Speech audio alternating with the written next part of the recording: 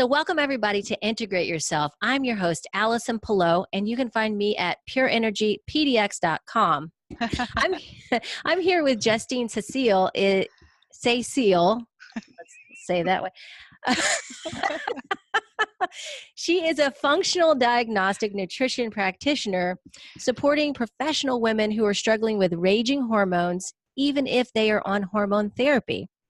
While working on herself with clients, Justine discovered that there are 3 areas in women's health that are largely ignored: hormonal health as a whole, gut health, and how our mind works with our biology.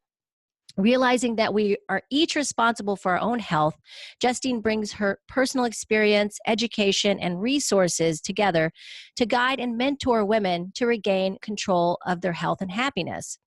In addition to analyzing lab diagnostics and supporting corrective care with targeted supplement protocols, Justine has developed a systematic approach to coaching based on her philosophy that the reality of an individual's health and happiness is designed by them, not built by them alone, and 5 principles that support the individual's ability to know themselves and develop their own systems for achieving both health and happiness with a true sense of freedom.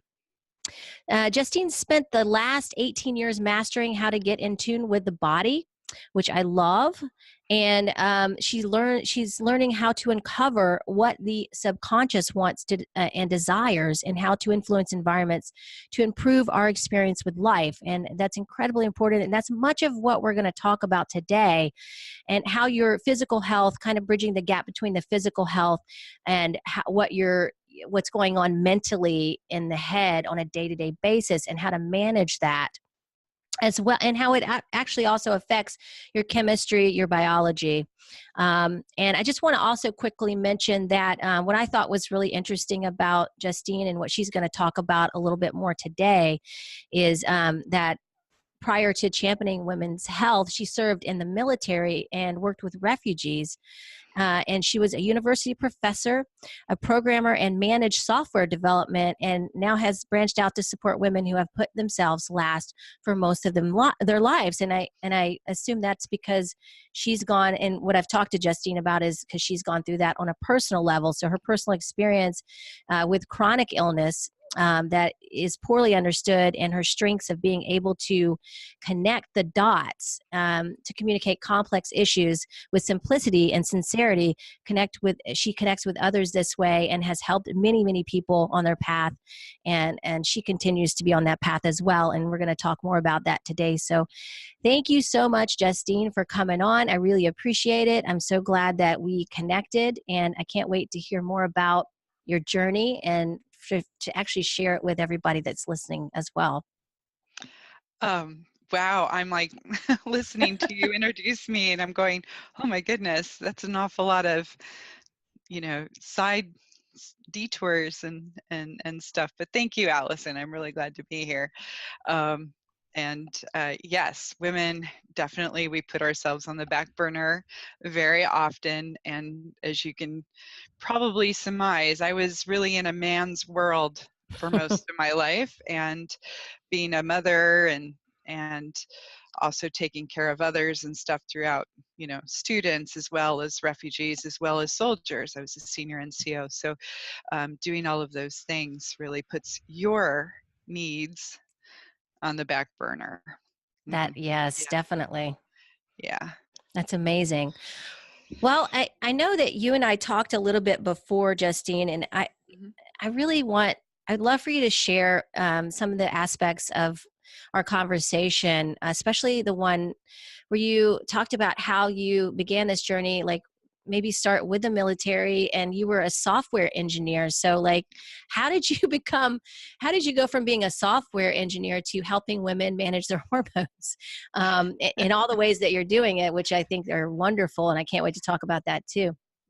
Yeah. So when I speak to people and I tell them all the different types of jobs I have, they're just like kind of amazed. It's like, what have you not done?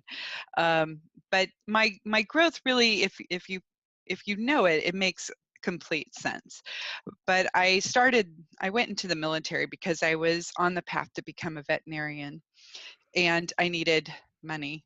I was accepted to go to school out of state, and unfortunately, I just couldn't afford the fees. And student loans, thankfully, were not as common back then, and my parents were in a bracket where they couldn't help me, but it was mostly in assets, not cash, so it was pretty hard to support me out of state. So I joined the military, and I went in the veterinary corps, Oh, which is wow. probably the best kept secret in the military. We serve all branches of service, and our primary mission is actually food. So Oh, here I was studying veterinary medicine, but I didn't end up on the animal care side. I ended up on the food side, huh. and that actually turned out to be really an incredible place for me to be. I got to do a lot of different things. And when you're talking about refugees, what happened in the early 90s, I was stationed in Guantanamo. I was the senior NCOIC for the veterinary corps in Guantanamo. And during that time is when President Clinton came into office. When he came into office, Haitians decided they were coming to the United States because they have a really strong bond, Haiti and the Clintons. And so we just had a rush of Haitian refugees. And at that time, Castro said, well, they look a little busy. Anybody who wants to go bother them. So Oh, we wow. ended up having Cuban refugees as well. And so my kids, along with kids and spouses of all sorts of people, became American refugees. Oh, So wow. our families had to be evacuated and sent back to the United States.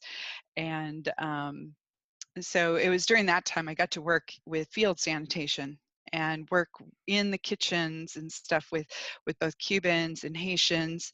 And I actually, somewhere there's film somewhere, I don't know where it is, but I actually helped put together a Cuban uh, like a shelter for Cuban pets, because a lot of the Cubans brought their pets with them. They brought cats and Oh, wow. dogs and parrots. And I have a lot of experience with birds. And so, we worked with the birds, but we had to return some of them because they were endangered species.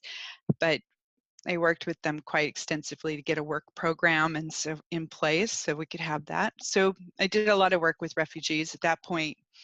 But at the same time, my body started to kind of give me some problems. I started having, like, I'd stand there talking to you one minute, and the next minute I'd be on the floor on my knees. Hmm. I was having severe cramping issues. I mean, just out of the blue, just everything in knots. And I did a lot of exploratory um, surgeries where they were trying to figure out what was going on, and they ruled out endometriosis, they ruled out cancer, but eventually I went in, and when I woke up, I had a full hysterectomy and my ovaries were gone. Oh, wow. I went in for another exploratory on Valentine's Day, and my poor husband had to make the decision while I was under. Um, I basically cut the blood supply off to my uterus, and Oh, and so it had to be removed. hmm. Um, and and that's okay. It all worked out all right. But that was really the beginning of me with fibromyalgia, but I didn't know it. Mm-hmm. What was really nice about living in Cuba was it was warm weather. I was extremely active, and I ate very well. Hmm. Lots of fruit, vegetables, lots of fish. Yeah. And so that kind of kept my body in pretty good shape. And as a senior NCO, I've led PT. I swam competitively while I was there. So fibromyalgia didn't quite get me. I just had these, problems, but nobody knew what was going on. And then I moved to Germany, and in Germany, it was cold. I was in the field all the time. I was in the field at least 1 week out of every month while I was there, because I was training troops as they were going in to Bosnia. So, and I was the senior NCO for training and operations, and I trained multi-unit scaled exercises, teaching them everything from convoys to reacting to I'm sorry, my brain's not thinking military, but That's okay. basically rapid response and Yeah. stuff like that. And so, um, and I drove around a lot, but I was also a single mom with 2 kids. And so it was really, Wow. really stressful. And I worked over 100 miles away from where I lived, unless Mm. I was in the field. So I was on the road, always kind of stressed. And all of that aggravated the fibromyalgia. So my body started to freeze up. My arm, I couldn't straighten it out, couldn't walk very well. My whole left side was, I use the word paralyzed because it's easy for me to explain it that way, but it's not true paralysis, right? But Right. everything was so stiff and I couldn't Mhm. straighten it out and I couldn't walk right. And I had palsy, I had headaches, I couldn't sleep. Everything just started to break down. And they thought I had lupus, they thought I had MS, they thought I had this, they had that. But Wow. eventually, I left the military because I just really wasn't deployable anymore. Things were just way out of control Mhm. physically. And prior to that, I'd gone to school to be a vet, and while I was in the military, I went to sociology school because I got a degree in sociology and a degree in international relations because I thought I would work with NGOs and Right. work with refugees, but my body said something different. So when I left the military, I had to rethink what I was going to do. And the military sent me back to school, and I became a programmer, applied computing, telecommunications, and multimedia and stuff. So then I started programming, and then that's where I got into the engineer side. But while I was in school, it they noticed that I was helping others. And so they recruited me to teach in the school that I was actually getting the degree in because I had my master's already, even though it was something else. So I got pulled into the university and then I went into software. But how did I get into women's health? Right. Right? This is Yeah. like, what happened there? Well, I had fibromyalgia and I had to do a lot of stuff to try and get myself, to where I stayed functional. The VA wanted me to go into permanent disability. And I don't know, that's just not me. I couldn't stay in a chair for the rest of my life watching TV. And that's what I Mhm. saw. Yeah. Maybe that wouldn't have been the reality, but that's what I saw. And so I got pretty lucky. Right when they were trying to put me on permanent disability, an opportunity came up. And if you'd asked me a year before, I would have said no, but because they coincided together, they were trying to find somebody to run the Study at Sea program. And I just said, I don't know how I'm going to do it, but I'm going to spend my summers on a 500-foot steel ship Oh, teaching wow. people how to do stuff and sail the Pacific. Oh my goodness. And I lied, to be Well, honest. I feel like that's how we go into most things, not really knowing what we're doing, but we know that we can do it, right? We're going to do it Right. somehow. We don't know exactly how at that moment, but we're going to figure Yeah. it out as we go. So I passed my physical exam. I had to prove myself, though. I really had to do a lot of stuff. And I did, fudge what was going on with me quite a bit. But I did get on it. And in order to get my body ready for it, I started doing things like Tai Chi and then Oh, belly wow. dancing. And I had to really That's think out of the awesome. box, right, Yeah. to get there. And let's jump forward. I'm stay off disability. I get myself to where I'm off medication completely by 2013. So I left the military in 98. 2013, my chronic pain's gone. All these things have gone because I just thunk out of the box. And I had gone and went to health coaching school as well as part of that that path to get myself to where I was functional and moving. Because it sounds like maybe what you started to get inspired possibly because you saw things happening that you were actually healing, right? And then Hmm. it sounds like you wanted to really look more into that and how it works possibly. That's Right. awesome. Yeah. Right. I'm one of those learners, right? Mm-hmm. But I don't learn just school books. I've got too many degrees and certifications, but I also learn by experimenting. Mm-hmm. But that's the science nerd in me, you know. Yeah. So everything about me was a science experiment, you know, and I just paid attention. There's a lot of things I didn't realize what I was doing that I now teach other people in a much more clear, you know, systematic way. But Yeah. I was doing it by, you know, just out of desperation kind of thing. Right. Um, and then, but what really tilted it was I lost both my mothers at a pretty young age. They both died within 6 months of each other, and they both suffered with women's health issues. They both had these. They're very different, but both of them had hormone problems. Both of them had stress issues, long-term, deep-seated trauma Mm. issues. You know, Yeah. and just these things. And when my mother was in hospice and we were talking, it just seemed to me like, you know, we could do something better. Yeah. And so when I went back to work after she passed away, I just, as much as I liked it and all the people, this wasn't what I was going to do anymore. And so Mhm. now I do what I do. That's amazing.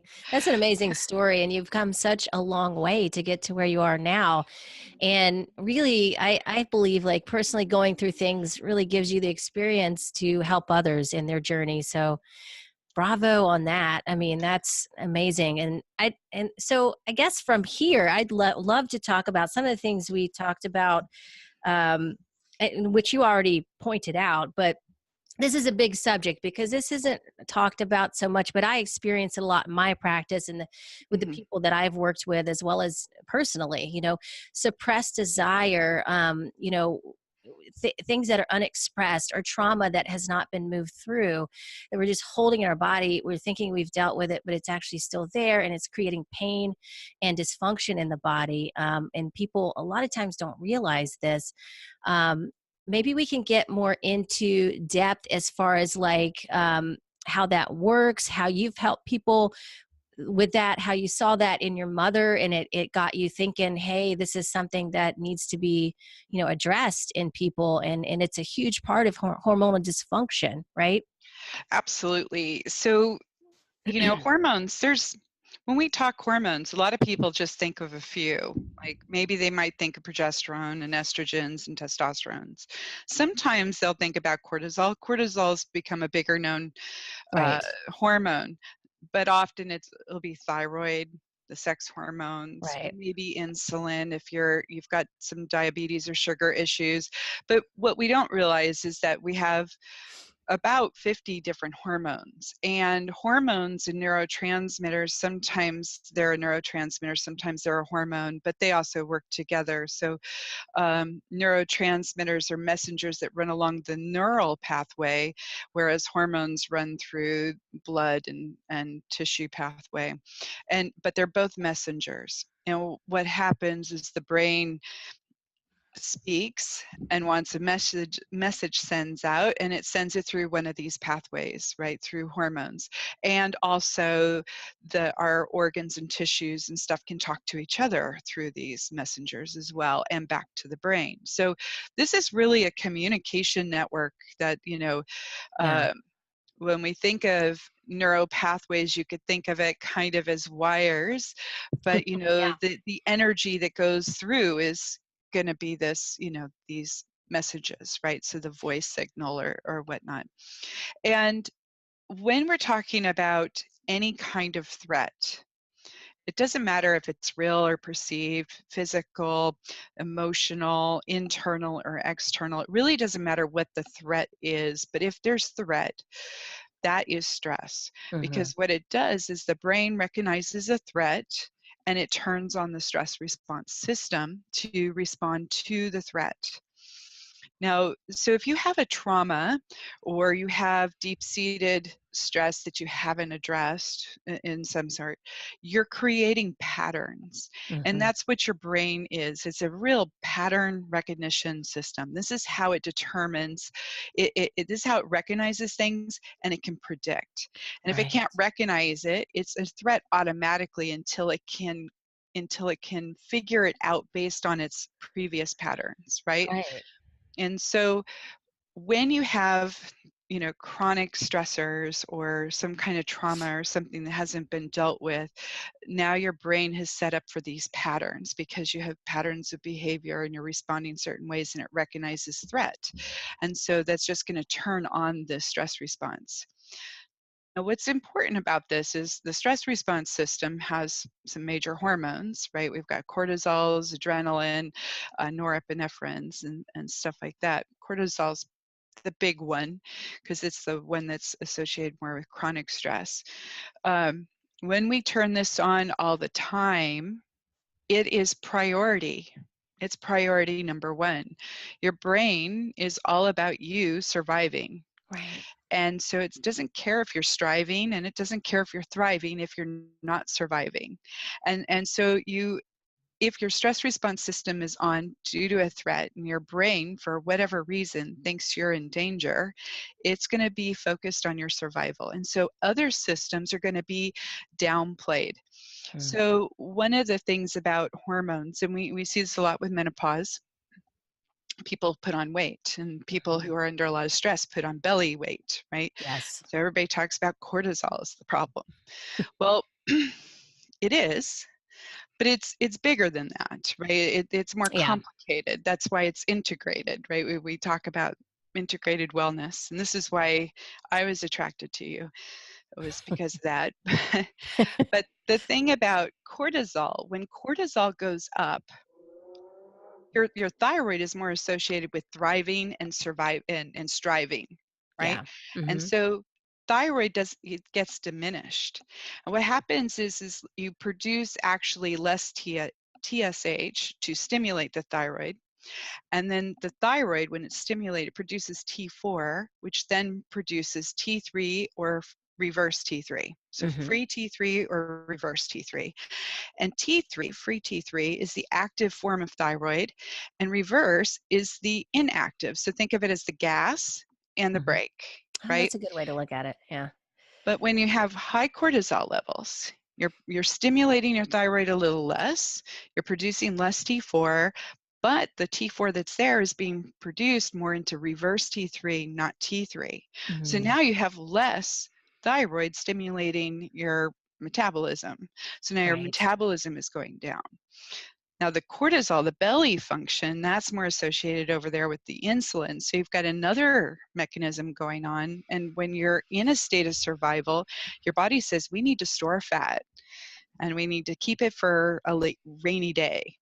Right. And when people are trying to lose weight and they're under stress, their body's going to burn blood sugar, then glycogen, which is stored energy in the liver. And then it has two sources to choose from: amino acids from your protein, your Hmm. muscle tissue, or fat storage. But fat storage is reserved for a rainy day. So if you're under extreme stress or you're dieting, right, like you're really Right. restricting your Which is calories, stressful. Yeah. yeah, your body's going, hey, wait a minute, we got to store this. So now people are losing muscle mass. Mm, yeah. Yeah. And I've got an excellent extreme example of this. Okay. That'd be great. Yeah. My husband rode a boat from Monterey, California to Hawaii. Him and one other Oh, person in wow. one boat, nothing but arm power, no sails, no engine. Oh my gosh. 56 days. And before he left, everybody's asking him how he was training. He said, "Oh, I'm training by putting on weight." Right? Ah, So yeah. he was eating all this stuff and he got kind of chubby. Hmm. And he gets in the boat and he takes off, and when he lands on the other side, he gets off, he's really shaky and he's lost a lot of weight. But what was really interesting was he still had a belly. He still Oh, had belly wow. fat, but he lost his arm muscles. He even lost leg Mm, muscles. And here he is, he's rowing a boat, right? You'd think he'd yeah. pump up the arm muscles, right? They were eating like 4,500 calories a day, or they were eating a Wow. ridiculous amount of calories, and yet he had no muscle mass. And still, Wow. that was 2 years ago, and he's still rebuilding it. That's incredible. Yeah. So people think, you know, restricting diets and stuff like that's going to pull it off, but it's not. We want to pay attention to that stress response. Yeah. And I and the think thing you're with right. That's the most important factor, really. Yeah. And with hormones, like when people are having a hard time with their menopause or perimenopause and they're taking hormones, this is one of the root cause. Well, it's always there actually, because whatever root cause you have is going to cause stress in the body.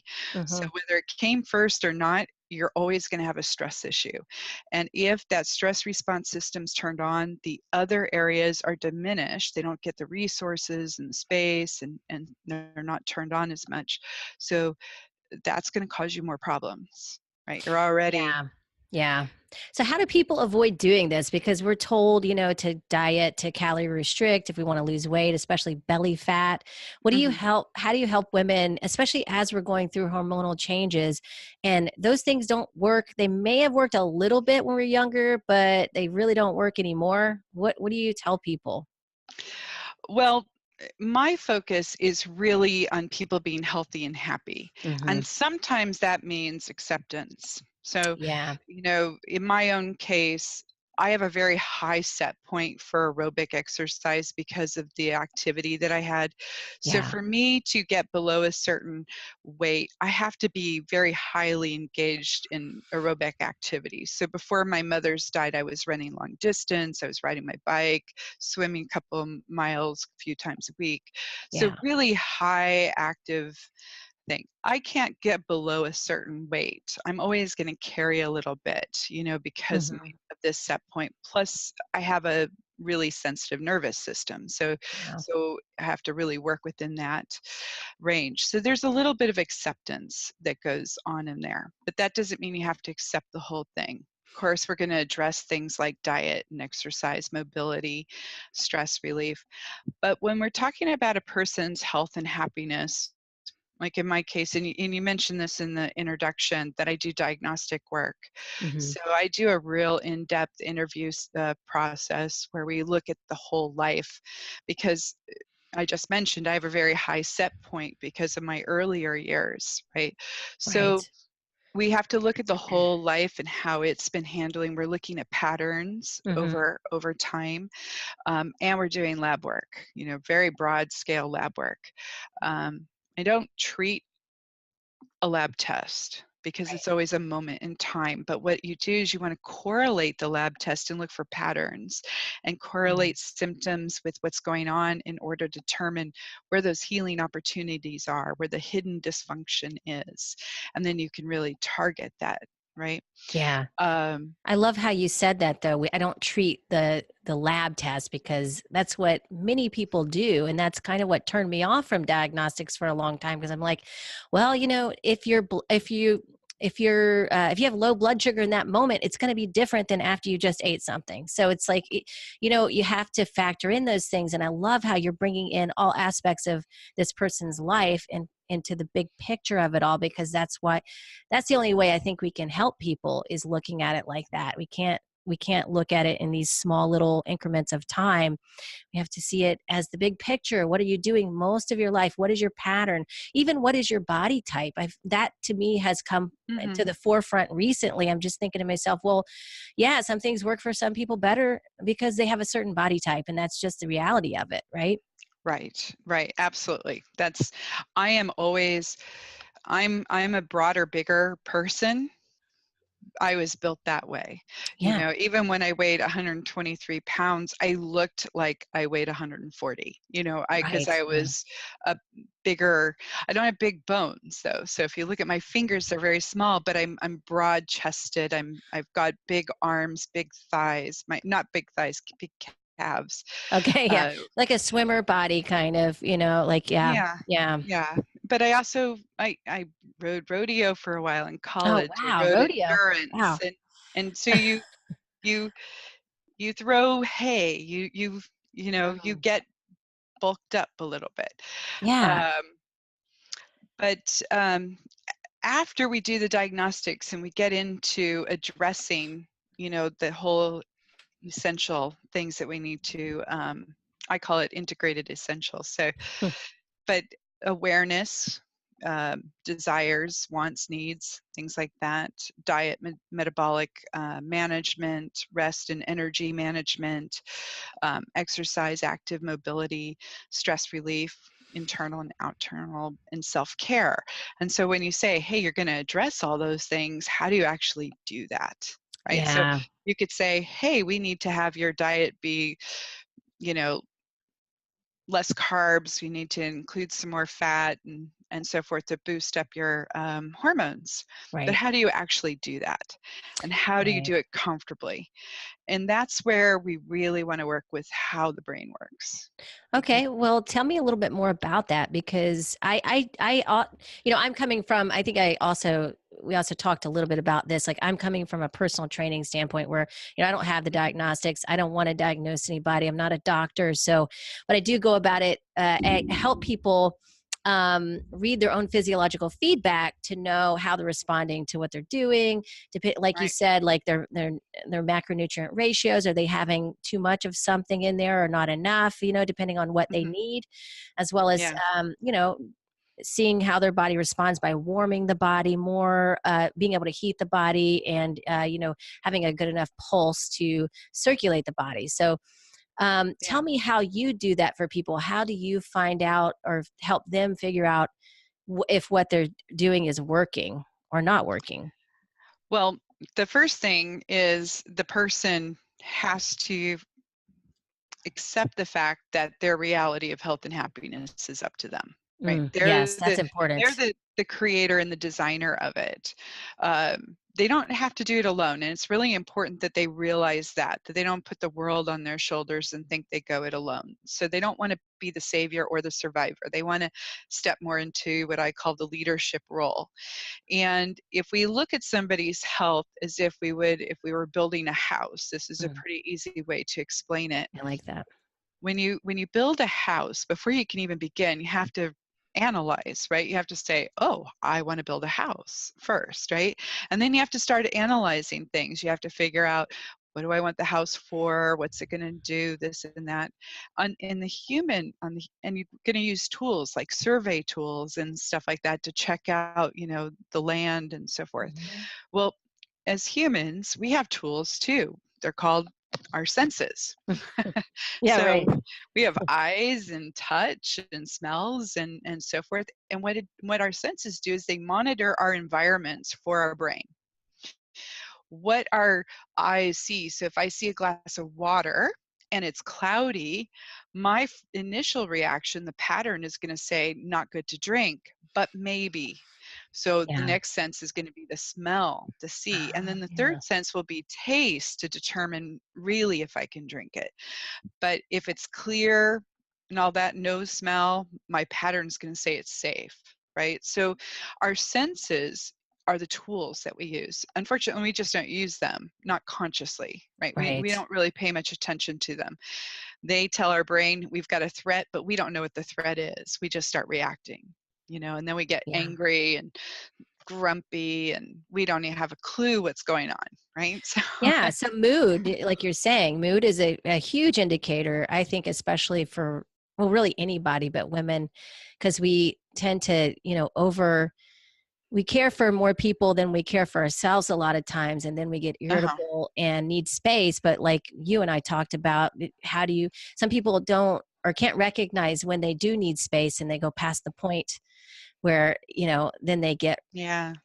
then they start losing parts of themselves, and their health kind of goes downhill because they're continually putting themselves at not first. They're sacrificing parts of themselves for other people. Yeah, absolutely. And what a lot of people don't understand is that what mood you're in is a recipe it's a cocktail of Mm, chemicals, right? right. So different neurotransmitters and different things. And it's your subconscious telling you what's going on. And you just Hmm. you just go, I'm angry. I don't know why I'm angry. I'm just mad. But something was trying to be something in the pattern was saying they're trying to take something away from me, or they're preventing me from something I need, want, or Mm. desire. And so that creates a cocktail of anger. And so now Mhm. we're angry. Now, sometimes things are going wrong. Like there could be some biological, things that are going on, right? With hormones, things going up and down, mixed signals. It can cause these same emotions. So women going through menopause have a tendency to be more irritable. The thing is that you want to understand what it is, really pay attention to your senses, and then you actually have some power over it. I Right. actually get excited about that negative emotions, because I'm like, okay, what's going on? You know? Yeah, you get to take a step back and say, "Oh, wait a minute. Let's create some space around this." And Yeah, yeah. yeah. One of my examples I love to talk to people is judgment, because let's face it, we all are very judgmental. We might not say it, but we're all Sure. very judgmental. And if I'm walking around the mall, say, and I start being judgmental about what people are wearing or how they look or something, Mhm. it's usually an indicator that I'm not feeling right about myself. Like maybe I'm not, Mm. maybe I didn't get dressed up that day and I'm feeling a little self-conscious. Or maybe my hip is bothering me today and I'm Mm. walking a little bit funny because I've overdone it. And and if that's the case, well then my judgment is basically telling me, okay, it's time to go home and rest now. Yeah. We've overdone it, right? That's And an so interesting way to that's see the it. cool Yeah. thing. Yeah, that's the Yeah. cool thing about this stuff. So I like to take people through that and teach them how to actually pay attention to their senses. But we still got to do some analyzing, right? You got to get a little deeper in there. Like, what do you need in your house? Like, All how many right. bathrooms, bedrooms, and what do you want in your house? Do you want an open, space, or do you want more rooms? And then desire. What are those things that, hey, I want my bedroom window to open up overlooking the lake or something, right? Mhm. And so you got to know those things. With us, how do you do that? Right? How do you know Yeah, what your needs are? Because this is where self-sabotage comes in, right? These are absolutely. all these weird things. You don't know why you're doing them. Yeah. You told yourself you wouldn't, but you do anyway.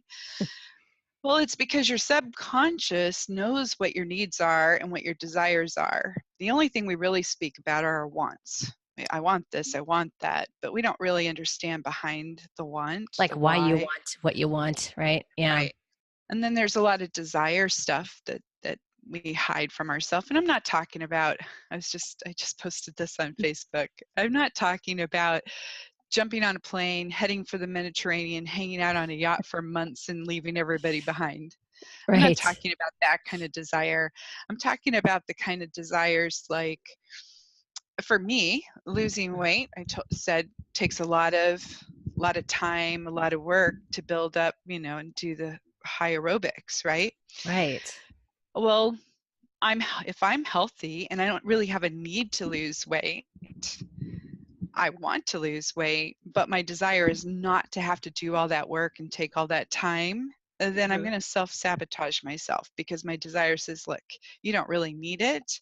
Yeah, you want it, but you don't desire to do that. So we're not going to do it. Right. So Yeah, that makes desires sense. are, So it really yeah, messes with your accountability somewhat is what you're saying, like your responsibility to yeah, yourself. Yeah. Mhm. yeah, yeah. So how do we analyze what we need, want, and desire? And That's that's so that's good kind that of you the trick. that's amazing that you're bringing that up because that's where I am right now personally. I'm like there is a big difference because you do get that messed up like that or mixed up the desire and like the accountability, right? Because Hmm. yeah, like really like love to lay down all day and watch Netflix, and just chill out. But then I don't get, the things done that I need to get done, or that, I'm not responsible for my body and my health today if I'm doing that as much. It's okay to rest too. But again, like we're trying to figure out where that is in our life, how we balance those things and know when it is a good time to rest and do that, or is that going to take you out of your accountability pattern if you do that 1 or 2 days in a row, right? And then you just like, Yeah. oh, I don't need to do that anymore. I'm good. I don't desire that anymore or whatever.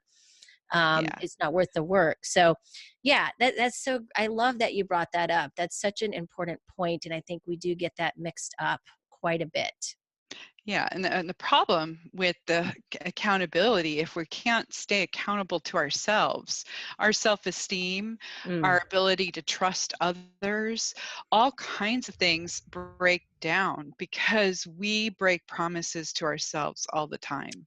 And yeah, so the more we do that, the less we are able to trust, the less self-esteem, less confidence we have. So in order to build those things up, and quite honestly, when people want to lose weight or they want to be able to run a certain distance or lift a certain difference or get toned, what are they actually after? They're actually after recognition, a yeah, self-esteem, confidence, and all of those things.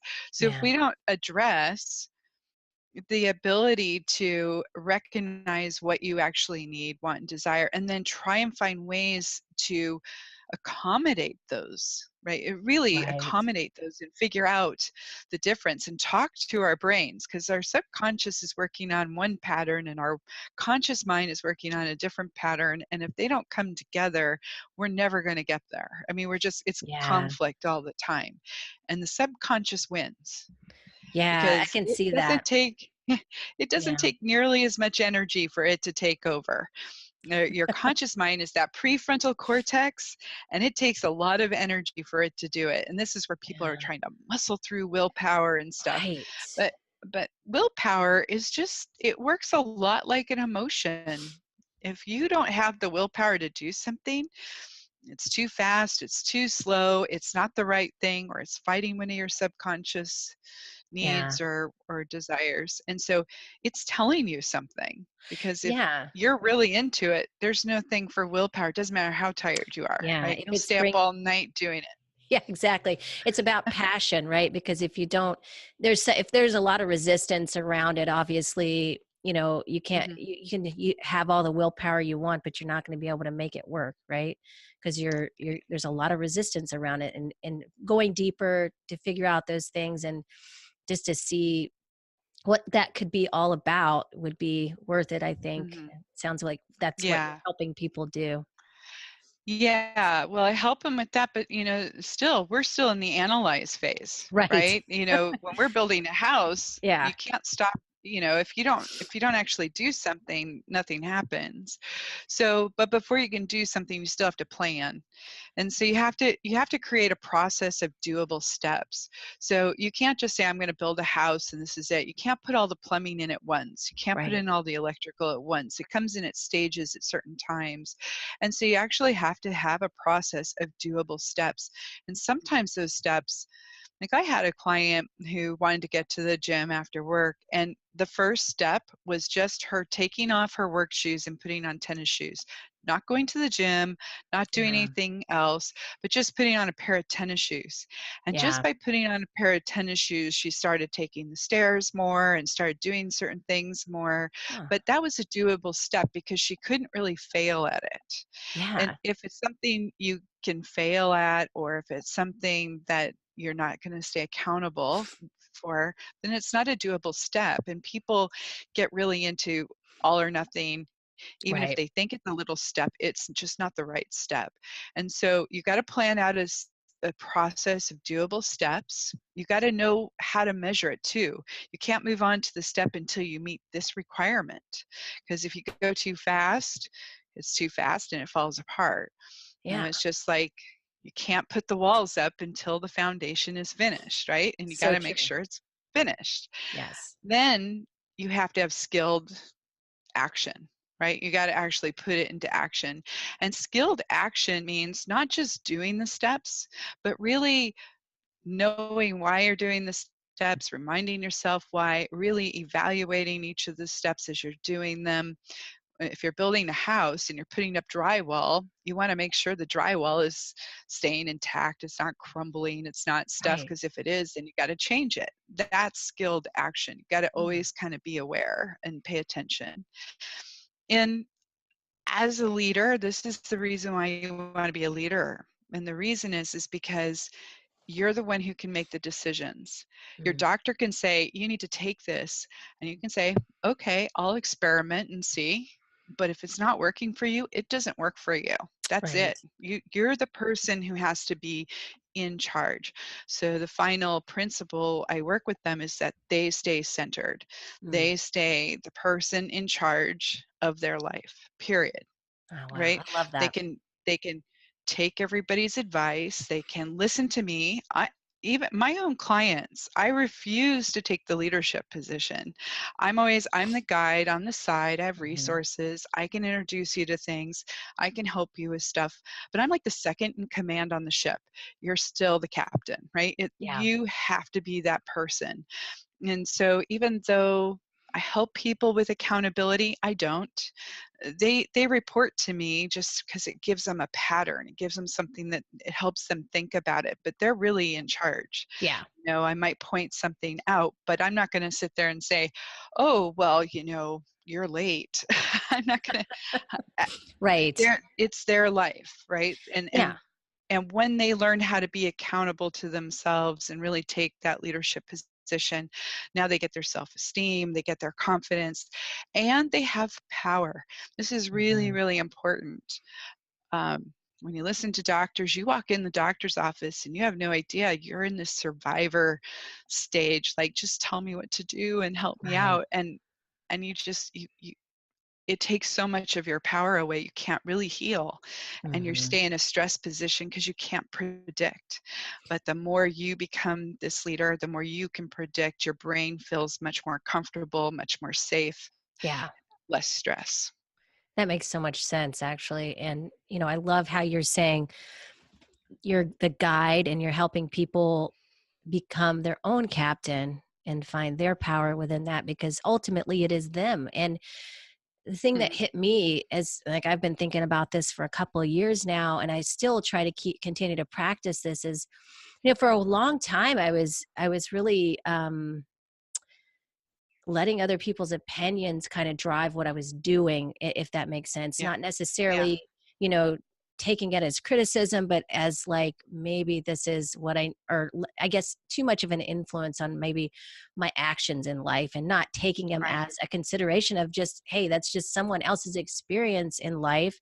Yeah. That's probably not how you're experiencing it. That's okay. That's just their reflection and how they're Yeah. experiencing life. And so, when I started thinking about life that way, it really took a huge burden off of me because I then found my own power in that. And I'm like, okay, well, Yeah. actually, I have my own opinions and I have my own ways of experiencing life, and they might not have experienced that. And that's okay. And doesn't mean I'm wrong, right? Just because I'm seeing Yeah. it a different way. So, Yeah. um, I think it's really important to find your own values, to figure out your own values based on your own experiences and what your desires, your wants in life, and to shape that and to build that house too, because um otherwise you're doing other things and programs that are based on other people's values. And so one thing I did notice Yeah.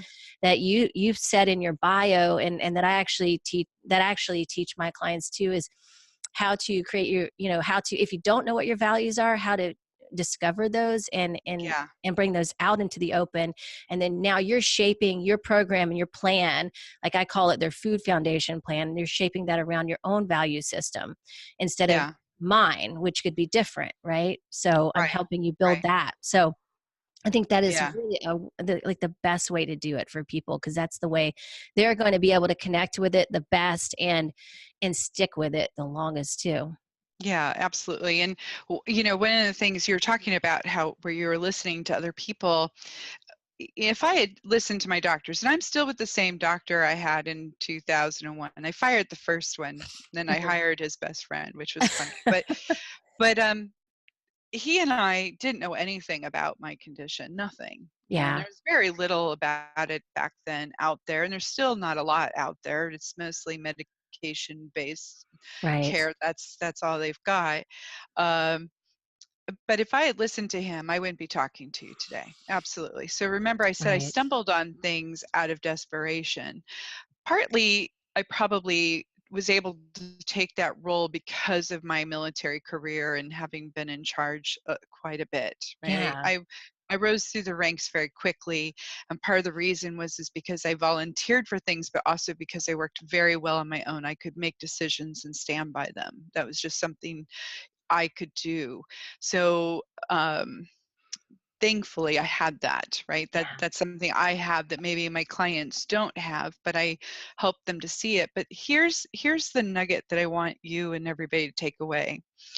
When we were young, we were told, listen to your authority figures, right? Mm. And doctors in white coats are authority, and teachers are authority, and you know, but the problem is nobody can be an authority on you except you. That's very true. Nobody can. And we're not even authorities on ourselves if we're not using our tools and paying attention and doing these things, right? We're just kind Right. of going along and trying to fit in. But really, there's no authority on you. So there's nobody to listen to but you. I Yeah. mean, again, nobody does it alone. They have resources or experience or education or something, that you may need. You may need to borrow their tools, right? Right. But you're it. You're you, so you got to start listening to yourself. Really, that's it. Yeah. There's no way around it. You've got to step into it, and it may feel or sound daunting. It may seem like a lot of work, but actually, the more you do it, the easier it is, Yes. and it just gets easier and easier, and the healthier and happier you are. Period. I agree 100%. Yeah. Yeah. Wow, that is amazing. And thank you for all the work that you're doing with women. I know you're helping them so much with this kind of work, Justine. And again, I thank you for coming on the show. If you could do me a favor and just leave our audience with a way to connect with you and to find you, maybe, I know you have a website, but other ways that other social media outlets. Yeah. So if you just remember my name, Justine Cécile. So I'm at justinececile.com, Justine Cécile Coaching on Facebook, Justine Cécile Twitter, Justine Cécile Instagram. As long as you remember that Justine Cécile, you'll find me. I would like to say though, there is, for anybody who's with menopause and stuff, and this is a little bit of a plug, but on February 4th, there's a series on the menopause method. Thank you, a whole bunch of different speakers, and I'm one of the speakers in that series. And so Oh, if they cool. register, if they get on my website or something, they'll find information on how to Okay. register for it. So it's not just me, but there's like neuroscientists Oh, and wow. all kinds of stuff. I think there's 21 speakers in this series. So if they're interested in menopause, perimenopause, hormones, Yeah. that would be a good place to go. That Uh, sounds amazing. The menopause method is what it's called. yeah, Is it a yeah. summit of some sort or? It's a series of Oh, okay. speakers. It's completely free. There's no, Cool. uh, you know, All right. it's just a completely free series of people. So even if you miss the first day or two, because I know it's coming up right away and so forth, there still will be plenty of content out there. And so if you're Awesome. into learning some stuff, there's some really interesting people That's on this great. series. Well, thank you so much. Do you have any projects coming up or anything that you want to tell people about other than your coaching services? Well, I am writing a book, but I can't tell you when it'll come out. Well, that's exciting. Life gets in the way with that, Yeah. but it is coming. I actually have a team to help me make sure that I'm sticking to my stuff and editing for me. Um, but I also have an anxiety class, a class that's about anger and anxiety and frustration and stuff. That'll be coming out probably the end of February, I think. So Okay. Yeah. so that's coming out. That's going to be a small class, and it's going to be very targeted those emotions. Is that So online or is it in person? it's going to be both. So it'll Okay. have stuff that's online, but I'm going to be teaching it because it's going to be a new course. So I'm definitely going to be front and center working with everybody, but it will be a group class. So Okay. uh, it'll be cheap too because it'll be my beta program, right? It Awesome. All takes right.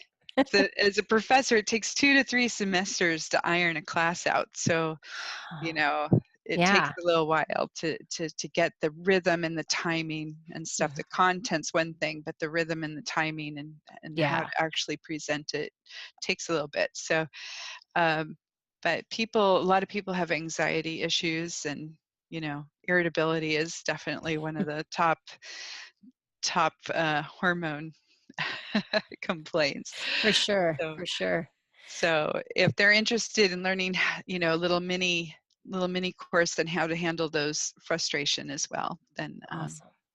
then just stick with me and I'll announce it out there for them. Great. Well, Okay. thank you, Justine. I'll put all the links on the podcast notes. So you Okay. guys definitely check out Justine's website and check out her anxiety class that's coming up and the menopause seminar as well. Very Yeah. cool. Lots of Yeah. really awesome things for people that haven't really been available in the past. So thank you for putting all that stuff out there. Yeah. Thank you, Yeah. Allison. You're so And, welcome. Yeah. and I'm so glad you're integrated. Thank you. You too. um, Like my and that's favorite thing. right.